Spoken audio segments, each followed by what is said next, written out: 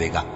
اے پیغمبر صلی اللہ علیہ وآلہ وسلم، ہم نے یہ قرآن تمہاری زبان میں آسان بنا کر نازل کیا ہے تاکہ تم اس سے پرہیزگاروں کو خوشخبری پہنچا دو اور جھگڑالوؤں کو ڈر سنا دو، اور ہم نے ان سے پہلے بہت سے گروہوں کو ہلاک کر دیا ہے۔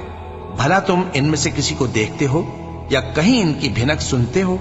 شروع اللہ کا نام لے کر جو بڑا مہربان نہایت رحم والا ہے۔ طٰہٰ، اے نبی صلی اللہ علیہ وآلہ وسلم، ہم نے تم پر قرآن اس لیے نازل نہیں کیا کہ تم مشقت میں پڑ جاؤ، مگر ہر اس شخص کی نصیحت کے لیے نازل کیا ہے جو خوف رکھتا ہے۔ یہ اس ذات کا اتارا ہوا ہے جس نے زمین اور اونچے اونچے آسمان بنائے، یعنی رحمان، جو عرش پر جلوہ افروز ہوا۔